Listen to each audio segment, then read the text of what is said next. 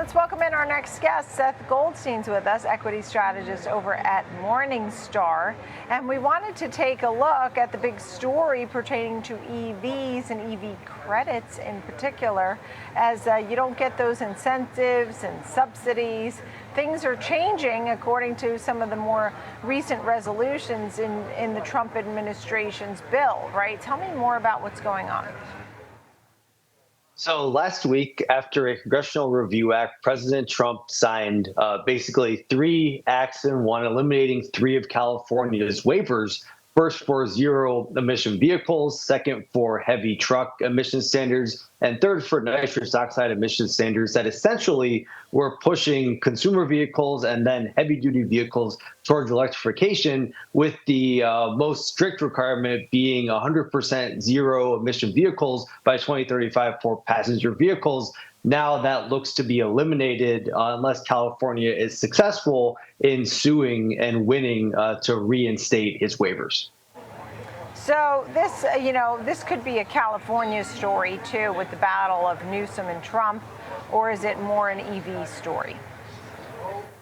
Well, there is a Newsom and Trump aspect to it. The two have, famously been on opposing sides of many issues, and recently with how to run California after disasters and after protests. And so I think this is another case where Trump is going after California, he's long targeted Governor Newsom and going against Governor Newsom's policies. But it also is part of Trump's broader goal to eliminate electric vehicle mandates and standards. And what this means is basically when Trump was campaigning, he wanted to say, Biden administration era mandates to shift to EVs. He wanted to get rid of those and let consumers have the option to buy or drive whatever they wanted to. And so this is part of that bigger policy as well. So what does this mean for EV automobiles in the big picture? Well, the mandate to switch 100% to ZEVs, zero emission vehicles, doesn't come till 2035. So I don't see a huge issue. I don't think anything is really going to change here, because right now the market's going to look completely different between now and 2035. Currently, the U.S. is in an early market where you see consumers are very price sensitive, and you see consumers are very hesitant to buy an EVs. So you need government policies that include subsidies to lower the purchase price, and that includes mandates for the automakers to make more EVs, to give more consumers EV options, to sort of push them to consider an EV. But once we see long-range EVs reaching price parity with internal combustion engines, and once we see adequate build-out of fast chargers along highways and in cities, then EVs just become another choice. And I think more consumers will push them, as we've seen in other markets around the world, most notably Norway, where we have over 90% EV adoption of new autos sold, and China, where we're quickly seeing EVs gain market share, even though the federal government subsidies have been phased out a few years ago. So I think by the time we get to 2035, consumers will be buying EVs because they're a cheaper, better vehicle, and they no longer have the concerns of today about being able to take road trips in an EV. But we're still in the early market today. So, if the waiver were to be enacted today, it would have a much bigger impact. But by 2035, I don't really see much to stop long-term adoption. So in the meantime here, do you have 4 stars or 5 stars? We're showing all of these names. They're all, Rivian, Lucid, Tesla, Li Auto. They're all down today. Do you have 4 stars or 5 stars, like a buy on any of these names right now?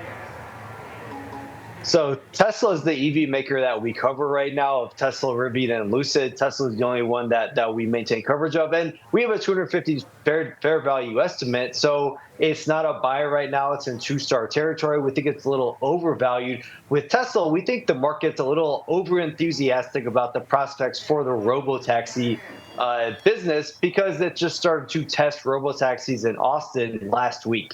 And so testing is still ongoing. we think that the market is almost pricing in success for robotaxis, assuming that they'll get to be an actual product where consumers can take a robotaxi ride next year, which is what Elon Musk guided to. But we think that's a little bit optimistic and that Tesla is still going to need to do more testing and refining. We don't see a launch until 2028, and so that drives our lower valuation. Do you think that Tesla's other things, we think of it as an energy source. We think of Tesla for batteries and humanoid robots. And I mean, are you thinking of it just as a car company or full self-driving or all of these other things too? Well, when we value Tesla, we value all the different businesses. So we do value the humanoid robot, the Optimus. We value the robotaxi business. We value insurance, charging. We value the subscription software business for current Tesla owners, as well as the main products, autos and energy generation and storage, solar panels and batteries. So we value everything and put it all together to get our 250 fair value estimate. So we believe that the technologies will work, and we do have a valuation for robotaxi and Dojo and Optimus, but we just assign a smaller total addressable market than I think the current stock price implies. All right. And then on the big picture, I mean, obviously this move is hitting not only EV stocks, but also solar stocks, sort of in the same realm of, these credits and things.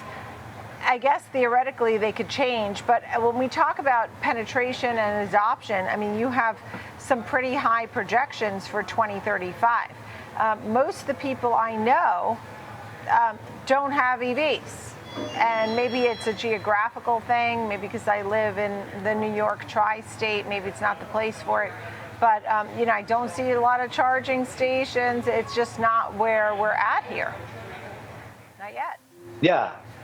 Yeah, I agree. I think right now the U.S. is still in the early market phase and will be a laggard to China and Europe for years to come. We see China right now is in the mainstream part of the market where EVs are over 1 in 3 autos sold, and that growth will continue to accelerate as EVs take more and more share due to cheaper EVs. China also has the build out of fast chargers every 50 kilometers along major highways and in cities. Europe is quickly catching up. The Trans-European highway system will have fast charging corridors every 60 kilometers by the end of this year. And we're seeing cheaper EVs be introduced to Europe as well, so that EVs will be at price parity with internal combustion engines.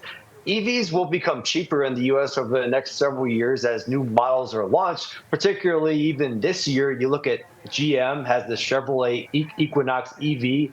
Tesla's going to launch a new, cheaper Model Y. Both of these should be at a similar price point to a Honda CR-V or Toyota RAV4 in the midsize SUV category, but we still lack charging infrastructure in adequate enough amounts to make people not fear that they can take a road trip. And so I think that's still a major barrier to adoption that we have in the US. Now, I think chargers will get built over the next 5 to 10 years, and that will spur quick adoption. And so I think by 2030, we get to about 25% EV adoption, still below the global average, but far higher than today. Yet I think it's going to take us longer in other countries because right now we just don't have the charging network. Yeah, understood. All right. Well, thank you so much, Seth Goldstein of Morningstar. Good to see you. Appreciate it.